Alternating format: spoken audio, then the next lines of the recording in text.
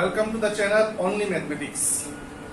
আজকে আমরা HS first ইয়ারের ওয়ার্ক পাওয়ার এনার্জি চ্যাপ্টারের কিছু টপিক নিয়ে ডিসকাশন করব। ঠিক আছে, আমাদের আজকে ফার্স্ট যেটা টপিক হইল গিয়া potential energy in relation with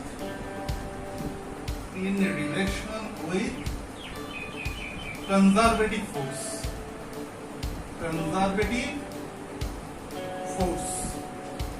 potential এনার্জির সঙ্গে কনজারভেটিভ ফোর্সের একটা রিলেশন আজকে আমরা বাইর করব। ঠিক আছে, আচ্ছা দেখো, মনে করো একটা কনজারভেটিভ ফোর্স হলো গিয়া M, এটা one dimensional conservative force. One dimensional মানে along x axis যা এই conservative force. This conservative force is acting along x axis মানে ওয়ান ডাইমেনশন। এই ফোর্সের লিগে একটা ওয়ার্ক ডান হইলো, এই ফোর্সে একটা ওয়ার্ক ডান করলো, এই কনজারভেটিভ ফোর্সে একটা ওয়ার্ক ডান করলো, সেই ওয়ার্ক ডানটা হলো এটা। আর এই ওয়ার্ক ডানের জন্য পটেনশিয়াল এনার্জি চেঞ্জ হইলো। পটেনশিয়াল এনার্জি যেটা চেঞ্জ হইলো এটা নাম রাখবো আমরা delta U, change in potential. এটা লিখে চেঞ্জ ইন potential energy, তার নাম রাখবো delta U. Okay, this is the conservative force. Conservative ফোর্সের জন্য একটা ওয়ার্ক হইছে, আর ওয়ার্ক হওয়াতে কি চেঞ্জ হইছে? পটেনশিয়াল এনার্জি চেঞ্জ হইছে। তখন কত হইল কি? আমরা জানি this change in potential energy is equal to negative of work done. This change in potential energy is equal to the negative of work done. Okay, এটা এক নম্বর ইকুয়েশন দিয়ে রাখলাম আমরা। নাও এখন আমরা বলতে পারি যে ওয়ার্ক ইকুয়াল টু ইন্টিগ্রেশন ফর্মে fx dx। ওয়ার্ক লেখা যায় force into displacement. Work equal to force into displacement integration ফর্মে ইন্টিগ্রেশন ইউজ করছি। আর x হলো কি এখানে ডিসপ্লেসমেন্ট ইনিশিয়াল ডিসপ্লেসমেন্ট, এটা final displacement. This is the limit of integration. এটা দুই নম্বর ইকুয়েশন। ওকে, তখন ফ্রম ইকুয়েশন 1 and 2, আমরা কি পাইলাম? এই দুটো ইকুয়েশন থেকে ডেল্টা ইউ মানে change in potential energy equal to W এর জায়গায় কত, ওয়ার্কের জায়গাতে কত পাঠাইতে পারবো, মাইনাস সাইন এটা থাকবে, আর xi লিখবি initial displacement, final displacement. Force is the function of displacement, এই লিখলাম। এখন বোথ সাইডে আমরা ডিফারেন্সিয়েট করব।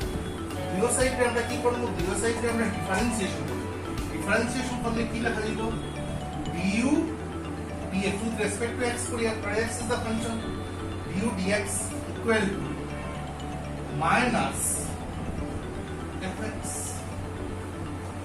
ওকে, ডিফারেন্সিয়েশন করার পরে এটা লেখা যায় f function of x equal to minus du dx। ইউটা তো বুঝলাম potential energy. This is the relation between conservative force and potential energy. This is the relation between conservative force and potential energy. আর এটা আমরা কইতে পারি thus conservative force is negative gradient, এটা gradient হয়, negative gradient of potential energy. The conservative force is negative gradient of potential energy. Okay, এই হলো কি আমরা আজকে ফার্স্ট টপিক, যে কার মধ্যে রিলেশন আমরা বাই করছি কনজারভেটিভ ফোর্স আর পটেনশিয়াল এনার্জি। আলটিমেটলি আমরা কি দেখলাম? The conservative force is the negative gradient of potential energy. ওকে, এখন আমরা দেখব কি আমরা নেক্সট টপিক। ওকে, আমরা নেক্সট টপিক হলো গিয়া show that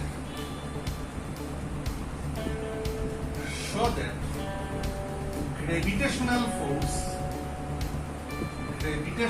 force is a conservative force. এটা কিন্তু ইম্পর্টেন্ট পরীক্ষার জন্য। Gravitational force is a conservative force, এটা আমরা দেখাইতাম। গ্র্যাভিটেশনাল ফোর্স কি ফোর্স দেখাইতাম আমরা? Conservative force দেখাইতাম। ওকে, এটা পরীক্ষার জন্য ইম্পর্টেন্ট। কেমনে দেখাইনি দেখো, আমরা প্রথমে নিলাম একটা বডি, সে গ্রাউন্ড লেভেলে আসতো, একটা বডি গ্রাউন্ড লেভেলে আসতো, তার মাস এম, তার উপরে উঠানো মনে করো এ পজিশন থেকে তার নিয়ে যাওয়া হয়েছে বি পজিশন, কতটুকু হাইট তার উপরে উঠানো হয়েছে এইচ, ঠিক আছে। আর যেহেতু উপরের দিকে উঠছে, অ্যাক্সিলারেশন ডিউ টু গ্রেভিটি নিচের দিকে কাজ করবো, অলওয়েজ অ্যাক্টিং ডাউনওয়ার্ডস। বডিটার মাস নিচে যখন আসবে তখন উপরে যখন গেছে তখন, তাইলে মাস অফ দা বডি আমরা বুঝতে পারি আর এম, কতখানি হাইটে তার উপরে উঠানো হয়েছে, হাইট কতখানি হাইটে উপরে উঠানো হয়েছে এইচ। ওকে, তাইলে আমরা যে এখানে যে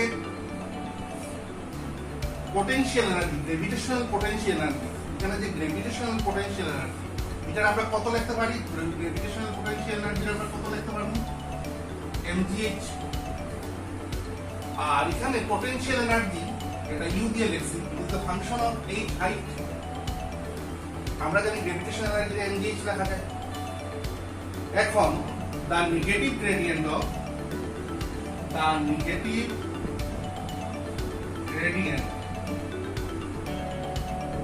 of potential energy কিভাবে আমরা লিখব? du by dh।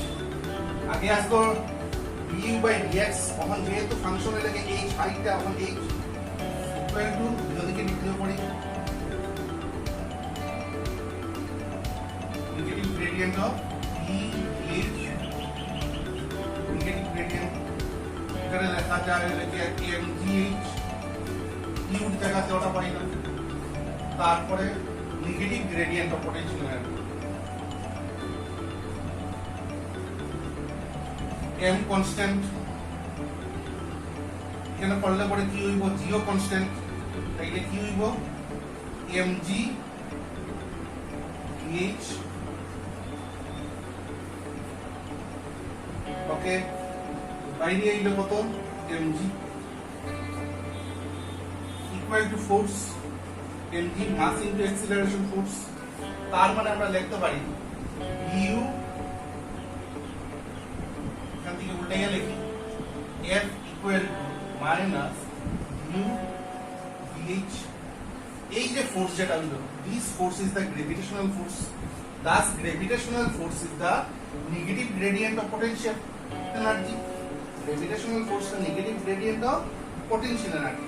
আর এই রিলেশন যেহেতু স্যাটিসফাই করে, তাইলে আমরা কইতে পারবো যে gravitational force is a conservative force. এই জন্য আমরা বলতে পারবো কি গ্র্যাভিটেশনাল ফোর্স হলো কি একটা কনজারভেটিভ ফোর্স, এই রিলেশনটা যেহেতু স্যাটিসফাই করে।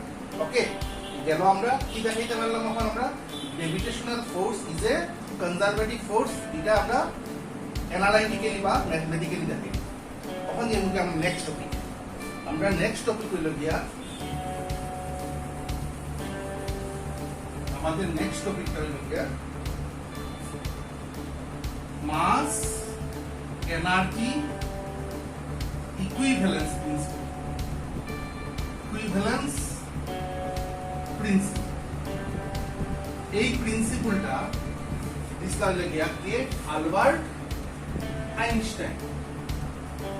এই প্রিন্সিপল আলবার্ট কত ইংরেজিতে দিসলা? 1905। তার থিওরি অফ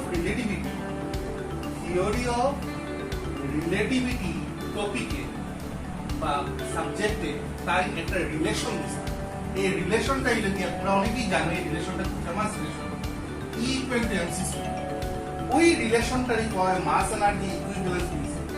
এই রিলেশন মধ্যে E হইল কি এখানে এনার্জি, m হইল কি মাস, আর c হইল কি ভেলোসিটি বা স্পিড অফ দা লাইট। এটা একটা কনস্ট্যান্ট কোয়ান্টিটি, এর ভ্যালু হইল কি 3 × 10⁻⁸ মিটার পার সেকেন্ড। এই রিলেশন যে E equal to mc square, এই রিলেশনের বেশি আসল ব্যাপারটা হইল কি ফিজিক্যাল মিনিং হইল কি এনার্জি রে কনভার্ট করা যায় মাসে, আর মাস রে কনভার্ট করা যায় এনার্জি। এনার্জি যদি আমরা অ্যাসেম্বল করি বা এক জায়গায় যদি ইয়ে করতে পারি তাহলে এটাকে কি পাইবো মাস, আর মাসকে যদি রেস্টোর করতে পারি তাহলে পাইবো এনার্জি।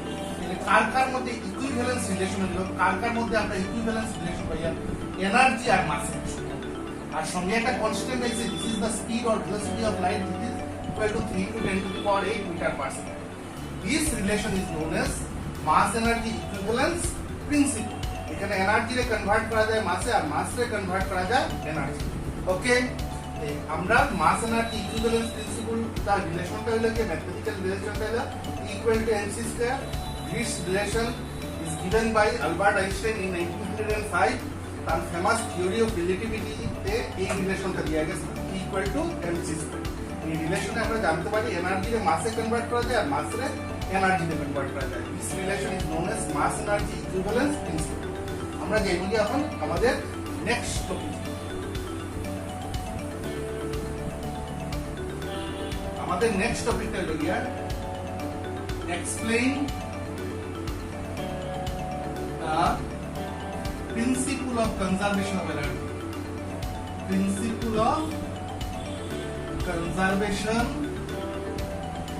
অফ এনার্জি,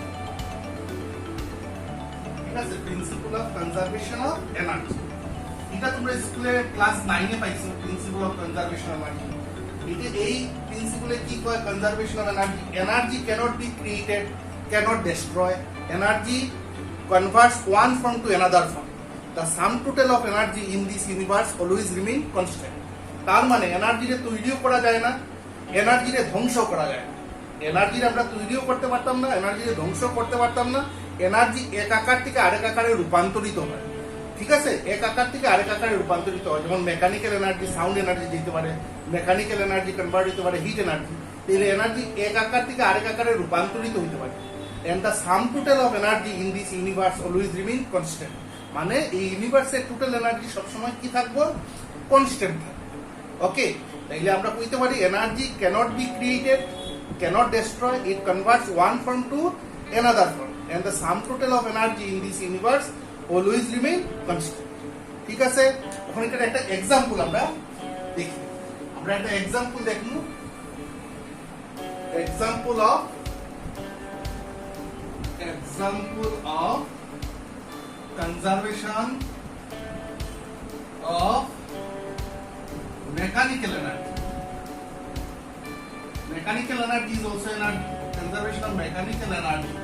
আমরা জানি মেকানিক্যাল এনার্জির মধ্যে দুই রকমের থাকে এনার্জি, একটা হলো কাইনেটিক এনার্জি, একটা potential energy. Example of conservation of mechanical energy of a vertically thrown body.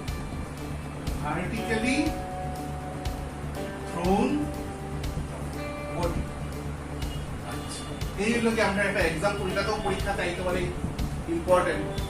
Example of conservation of mechanical energy of a vertically thrown body. Okay, আমি একটা ছবি আঁকি প্রথমে। দেখো, এই হলো কি গ্রাউন্ড থেকে একটা বডি, বল একটা উপর দিকে মারা হয়েছে, সে উপরে উঠছে, উপরে উঠে ফিরে আবার নিচে গিয়ে বসছে। কোন পজিশন থেকে তাকে থ্রো করা হয়েছে, এটা গ্রাউন্ড।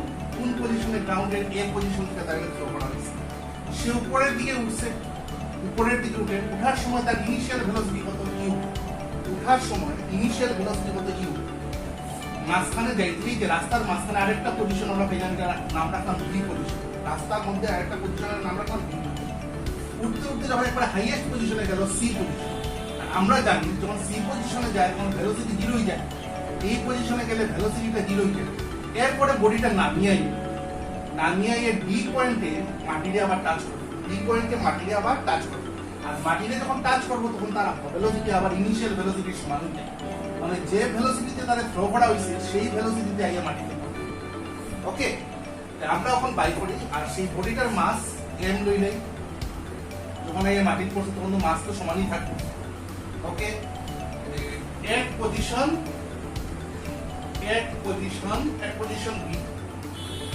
বি পজিশনে পটেনশিয়াল এনার্জি। আরেকটা জিনিস, যখন সে একবারে হাইয়েস্ট পজিশনে উঠলো তখন এটা পায় ম্যাক্সিমাম হাই। সি পজিশনে যখন গেল তখন তার হাইটটা পায় ম্যাক্সিমাম হাই, আর এর থেকে যখন বৃদ্ধি হয়েছে তখন তার হাইটকে দিলাম small H. at position B the potential energy is mgh আর গ্র্যাভিটি তো এদিকে টানে বি পজিশনে এই পজিশন নিয়ে আমরা গল্প আরম্ভ করলাম বি পজিশনে পটেনশিয়াল এনার্জি কত mgh আর কাইনেটিক এনার্জি কত বি পজিশনে কাইনেটিক এনার্জি বি পজিশনে কাইনেটিক এনার্জি কত হাফ mv স্কয়ার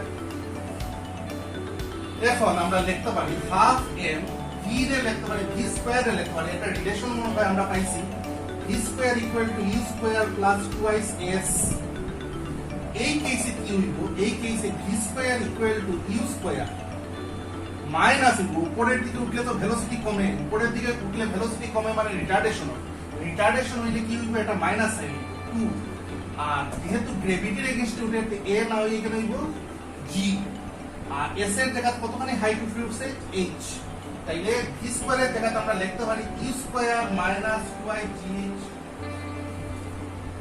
ওকে তাইলে আমরা যদি এটা ব্র্যাকেটটা উঠাই দেই তাহলে half m u square minus mgh এটা ধরলাম এক নম্বর ইকুয়েশন এটা ধরলাম দুই নম্বর ইকুয়েশন therefore total energy কত হইব total energy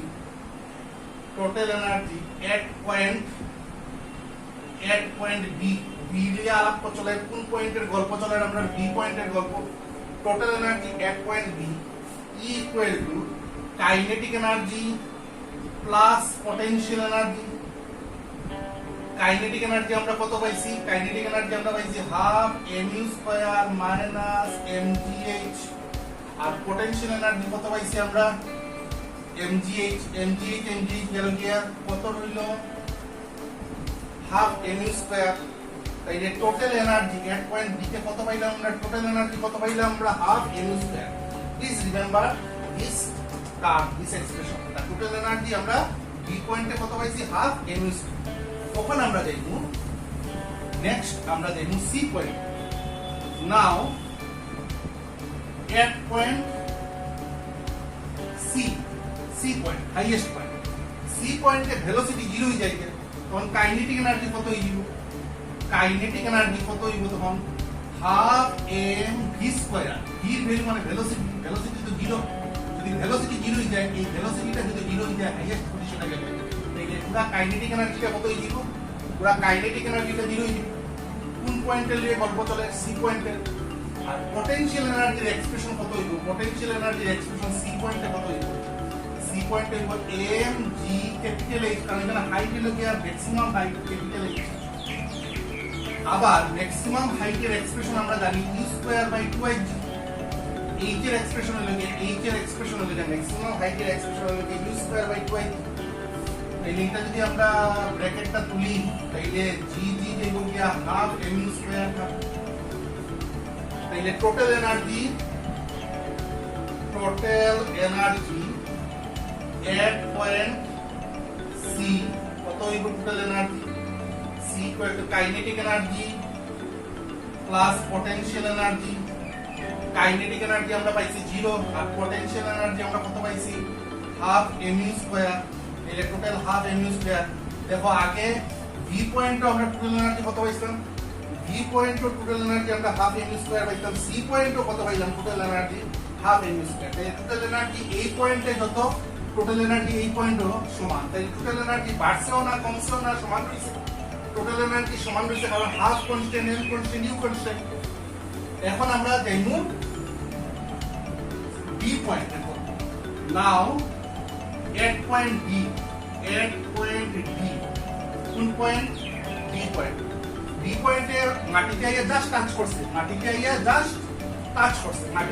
টাচ করছে বডি তখন কাইনেটিক এনার্জি কত হইব বি পয়েন্টে kinetic energy half mu square কারণ যখন এই মাটিতে টাচ করে তখন ভেলোসিটি u আর পোটেনশিয়াল এনার্জি কত হইব পোটেনশিয়াল এনার্জি mgh লিখি mgh কিন্তু h এর ভ্যালু 0 কারণ মাটিতে যদি টাচ করে তো মাটির থেকে হাইট কত মাটিতে যদি টাচ করি তাহলে মাটির থেকে হাইট কত 0 তাহলে h এর জায়গাতে হইব 0 তার আলটিমেটলি পোটেনশিয়াল এনার্জি হলো 0 কারণ মাটিতে টাচ করলে মাটির থেকে হাইট 0 তাহলে mg * 0 মানে 0 তাহলে টোটাল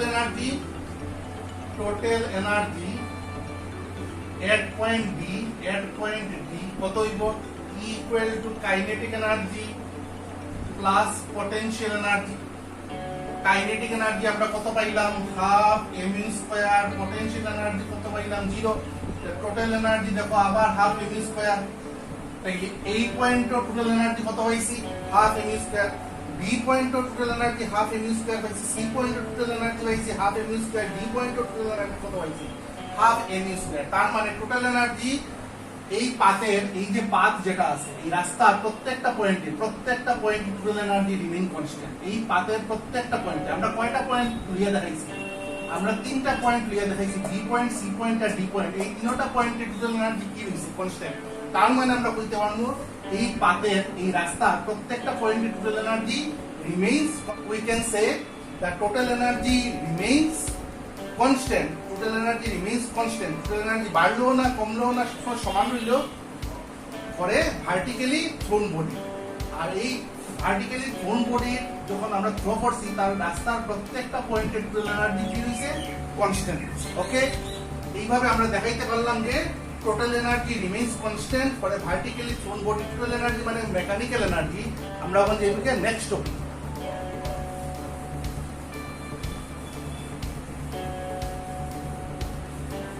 আমরা নেক্সট টপিকটা হলো যে কলিশন। কলিশন যে আমরা বাংলায় কই ঘর্ষণ, ধাক্কা, ঘর্ষণ না ধাক্কা, ধাক্কা দুইটা বডি যদি ধাক্কা খায় তখনই আমরা এখানে কই কলিশন, ধাক্কা হয়। ধাক্কা খাইতে গেলে একটা বডি দিয়ে তো সম্ভব না, দুইটা বডি লাগে। ওই একটা বডি আঁকলাম, ওই একটা বডি আঁকলাম, দুইটা বডি, একটার নাম রাখলাম এ, একটার নাম রাখলাম বি। দুইটা বডি যখন একটা একটা ধাক্কা দিব তখনই আমরা এটা কোনো কলিশন হচ্ছে। ধাক্কা দিতে গেলে এ বি রে ধাক্কা দিল, ঠিক আছে, একটা ফোর্স দিয়ে F1 নাম রাখলাম, বিও এ রে ধাক্কা মারলো, বিও এ রে ধাক্কা মারলো, এটা রাখলাম F2 নাম।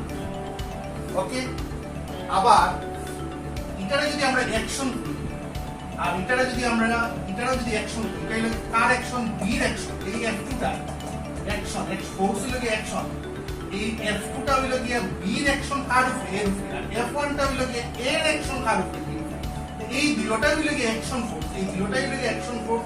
F1 হলো কি এর অ্যাকশন ফোর্স বির উপরে, আর F2 হলো কি বির অ্যাকশন ফোর্স এর উপরে। আর অ্যাকশনের বিপরীতে কি থাকে, রিঅ্যাকশন। F3 হলো কি একটা রিঅ্যাকশন ফোর্স, অ্যাকশনের এগেইনস্ট একটা রিঅ্যাকশন, আর F4 হলো কি আরেকটা রিঅ্যাকশন ফোর্স। তাইলে আমরা কইতে পারি যখন কলিশন হয় তখন এক জোড়া মানে a pair of action force থাকে, a pair of reaction force থাকে।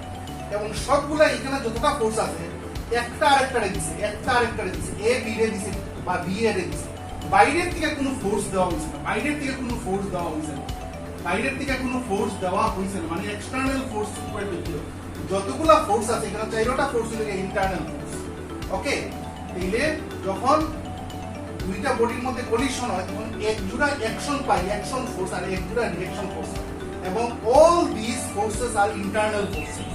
আর যেহেতু all this forces are internal force, এর লিগা যখন কলিশন হয়, কলিশন ইজ এ ফেনোমেনা অথবা একটা ইভেন্ট যখন হয় তখন টোটাল এনার্জি এবং টোটাল মোমেন্টাম সবসময় কি থাকে, কনজার্ভ থাকে। বেসিক্যালি টোটাল মোমেন্টাম সবসময় কি থাকে, টোটাল মোমেন্টাম সবসময় কনজার্ভ থাকে। মানে বিফোর কলিশন টোটাল মোমেন্টাম যা হইব, আফটার কলিশন টোটাল মোমেন্টাম সমান হইব। বিফোর কলিশন ধাক্কা খাওয়ার আগে টোটাল মোমেন্টাম যত হইব, আফটার কলিশন টোটাল মোমেন্টাম সমান থাকবে। যেমন এটার মোমেন্টাম মনে করো, এ বডির মোমেন্টাম ধাক্কার আগে 2, বি বডির মোমেন্টাম ধাক্কার আগে 3, তাহলে টোটাল মোমেন্টাম বিফোর কলিশন কত, 2 + 3 = 5। বিফোর তার মোমেন্টাম ধরছি 2, তার মোমেন্টাম ধরছি 3, তাহলে বিফোর কলিশন টোটাল মোমেন্টাম কত হইল, 2 + 3 = 5। ধাক্কার পরে মনে করো তার হয়ে গেল গিয়ে 4 আর তার হইল গিয়ে 1, ধাক্কার পরে আফটার কলিশন তখন টোটাল মোমেন্টাম কত, 4 + 1 = 5। মানে নিজেদের মধ্যে মোমেন্টাম কমছে বাড়ছে, নিজেদের মধ্যে এ এর মোমেন্টাম দেখো বাড়ছে, বি এর মোমেন্টাম কমছে, কিন্তু total momentum before collision and after collision remains constant. This is the significance of collision. Total momentum before collision and after collision remains constant. ঠিক আছে, তাহলে মোমেন্টাম কি থাকবো, কনজার্ভ থাকবো কোন ইভেন্টে বা কোন ফেনোমেনা, কলিশন। আবার আমরা কইতে পারি কলিশন কয় রকমের, কলিশন হইল গিয়া দুই রকমের। বেসিক্যালি কলিশন দুই রকমের, একটা হয় ইলাস্টিক কলিশন আর একটা হয় ইনইলাস্টিক কলিশন। যে কলিশনে মোমেন্টাম আর kinetic energy always remain constant, মানে before collision and after collision, before collision and after collision momentum and kinetic energy both remains constant, তারে আমরা বলবো ইলাস্টিক কলিশন। আর শুধু যদি মোমেন্টাম কনস্ট্যান্ট থাকে বিফোর কলিশন আর after collision, before collision and after collision মোমেন্টামটা বাড়েও না কমেও না সমান থাকে, তাইলে মোমেন্টাম কনজার্ভ থাকবো। শুধুমাত্র কোনটা কনজার্ভ থাকবো?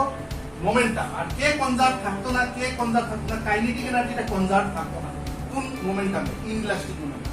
তাইলে কলিশন কয় রকমের? কলিশন বেসিক্যালি দুই রকমের, ইলাস্টিক কলিশন আর ইনইলাস্টিক কলিশন। ইলাস্টিক কলিশনের সময় মোমেন্টাম প্লাস কাইনেটিক এনার্জি এই দুইটা before collision and after collision সমান থাকবো, মানে মোমেন্টাম এবং কাইনেটিক এনার্জি কনজার্ভ থাকবো কোন মোমেন্টামে? কোন কলিশনে? Elastic collision. এবং ইনইলাস্টিক কলিশনের সময় খালি মোমেন্টাম কনজার্ভ থাকবে, ইনইলাস্টিকের সময় শুধু মোমেন্টাম কনজার্ভ থাকবে আর কাইনেটিক এনার্জি কনজার্ভ থাকতো না। কাইনেটিক এনার্জি আইদার বাড়ার কথা না কমবো, কাইনেটিক এনার্জি কমে দিবে, কাইনেটিক এনার্জি কনজার্ভ থাকতো না ইনইলাস্টিক। আরেকটা কলিশন আছে, এটা perfectly inelastic collision. Perfectly inelastic collision, perfectly inelastic collision. এই কলিশনের সময় কি হয়? তখন বিফোর কলিশন দুইটা বডি আলাদা আছে, বিফোর কলিশন দুইটা বডি সেপারেট, আলাদা, একটা এ একটা বি, দুইটা বডি সেপারেট, মানে সেপারেটেড বিফোর কলিশন। কিন্তু আফটার কলিশন দুইটা বডি জুড়া লাগতেছে, আফটার কলিশন দুইটা বডি জয়েন হইতেছে, কম্বাইন হইতেছে। কম্বাইন হইলে তো এর আলাদা আলাদা ভেলোসিটি থাকতো না, একটা কমন ভেলোসিটি থাকতো, একটা কমন ভেলোসিটি। এখানে যেমন একটা u1 আসতো ভেলোসিটি, একটা u2 আসতো বিফোর কলিশন, আফটার কলিশন দুইটা কম্বাইন হইতেছে। এই রকম কলিশনটা কয় পারফেক্টলি ইনইলাস্টিক কলিশন। ওকে, তাইলে আমরা কি কি পাইলাম? কলিশনের মধ্যে পাইলাম ইলাস্টিক কলিশন, ইনইলাস্টিক কলিশন আর পারফেক্টলি ইনইলাস্টিক কলিশন। এবং পারফেক্টলি ইনইলাস্টিক কলিশনও মোমেন্টাম কনজার্ভ থাকে, কিন্তু কাইনেটিক এনার্জি কনজার্ভ থাকতো না, মানে kinetic energy before collision and after collision সমান থাকতো না। এরপরে আমরা যাই গিয়া আরেকটা কোয়েশ্চনে, show that relative velocity of approach is equal to relative velocity of separation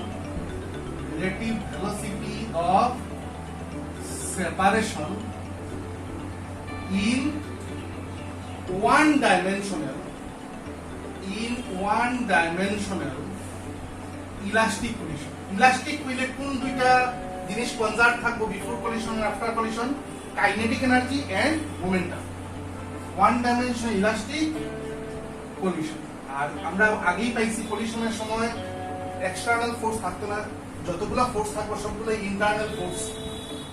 আচ্ছা, আমরা কি দেখাইতাম? Relative velocity of approach equal to relative velocity of separation in one dimensional elastic collision.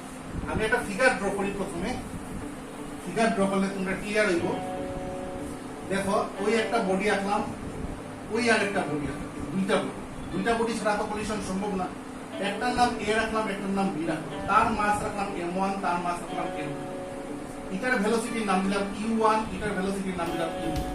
দেখো, এটা বড় করে আঁকছি, মানে u1 ইজ হাইয়ার ভেলোসিটি, বড়, এই ভেলোসিটিটা হাইয়ার, এই ভেলোসিটিটা কম। এই ভেলোসিটি যদি বেশি না হয় তাহলে পিছনেরটা গিয়ে সামনেরটা ধাক্কা মারতে পারবে না, কলিশন হইতে পারে। কলিশন হইতে গেলে এই ভেলোসিটিটা বড় হইতে লাগবে, u1টা বড় হইতে লাগবে, u2টা ছোট হইতে লাগবে। ওকে, এটা লাগে বিফোর কলিশনের গল্প। আর আফটার কলিশন দেখো, আফটার কলিশন কি হইছে দেখো, এটার মাস এ বি তো নাম আসবে, উপরে দিয়া দিই নাম এ বি, এটার মাস এবং মাস তো চেঞ্জ হইতো না m2। আর আফটার কলিশন প্রথম বডির ভেলোসিটি হলো v1, এটার ভেলোসিটি v2। তখন দেখো v1টা ছোট করে আসছে, মানে v1 এর ভ্যালুটা কম, v1টা ছোট ভেলোসিটি আর v2টা বড় ভেলোসিটি। সামনেরটার যদি ভেলোসিটি বেশি হয়ে যায় আর পিছনেরটা যদি কম হয়ে যায়, যত সময় যাইব গ্যাপটা বাড়বো, কারণ সামনেরটার ভেলোসিটি বেশি আর পিছনেরটার ভেলোসিটি যদি কম হয়, যত সময় যাইব গ্যাপ বাড়বো, দুইটার মধ্যে গ্যাপ বাড়বো। আর আর গ্যাপ বাড়লেই আমরা কিটা করব সেপারেশন হবে দুটার মধ্যে যদি গ্যাপ বাড়ে তাহলে আমরা কিটা করব সেপারেশন তাহলে কি আফটার ডিভিশন আর ওয়ান ডাইমেনশনাল কথার অর্থ হলো কি ধাক্কা খাওয়ার পরেও যদি এক লাইনে মুভ করে ধাক্কা খাওয়ার পরেও দুটোটা পরে যদি এক লাইনে মুভ করে ধাক্কা খাওয়ার পরে যদি দুটোটা এক লাইনে মুভ করে তখন তার হয় ওয়ান ডাইমেনশনাল কন্ডিশন কিন্তু ধাক্কা খেয়ে যদি দুটো দুই দিকে যায় ধাক্কা খেয়ে যদি দুইটা বডি দুই দিকে যায় তখন এটা হয় টু ডাইমেনশনাল কন্ডিশন ধাক্কা খাওয়ার পরে এক লাইনে মুভ করছে দেখি এটা আমরা কোনো ওয়ান ডাইমেনশনাল কন্ডিশন এবং এটা তো কইও হচ্ছে প্রশ্নতে যে এটা ইলাস্টিক কন্ডিশন হইলে কোন দুইটা জিনিস বিফোর কলিশন আর আফটার কলিশন সমান থাকবো বিফোর কলিশন আর আফটার কলিশন সমান থাকবে হইলে মোমেন্টাম আর কাইনেটিক এনার্জি তখন কথা হইলো কি এই বডির মোমেন্টাম কত বিফোর এই বডির মোমেন্টাম বিফোর কলিশন কত m1 u1 এই বডির মোমেন্টাম বিফোর কলিশন কত m2 u2 এই যে টোটাল মোমেন্টাম বিফোর কলিশন কত টোটাল মোমেন্টাম বিফোর কলিশন হলো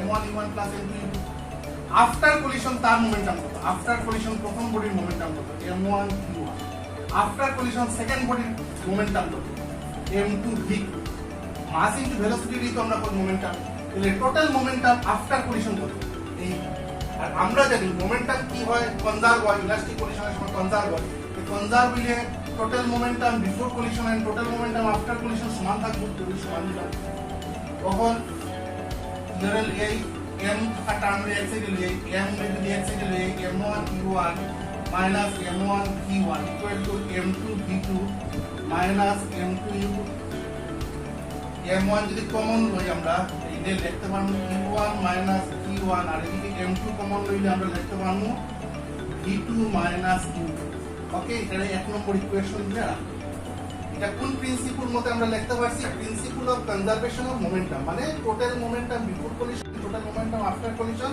রিমেইনস কনস্ট্যান্ট কোন মানে আমরা একটু ভুল লিখে লিখছি যেমন টুই মনে হয় টুই না ওকে ঠিক আছে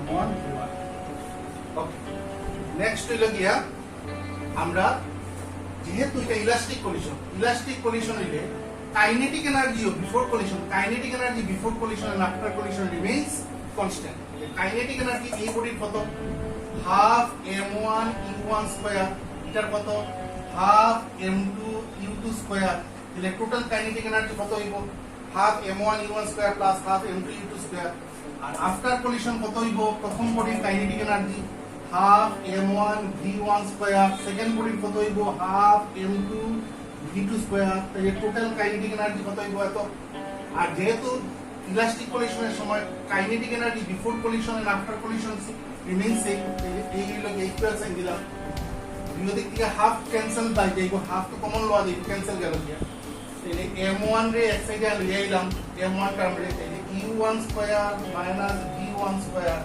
আর ওইদিকে m2 রে যদি কমন লই v2 square minus u2 square এখানে যদি আমরা a square minus b square ফর্মে আইতেছে a minus b a plus b লেখা যায় আর ডাইন দিকে m2 v2 square minus u2 square square minus b square ফর্মে আইছে v2 minus u2 into v2 plus u2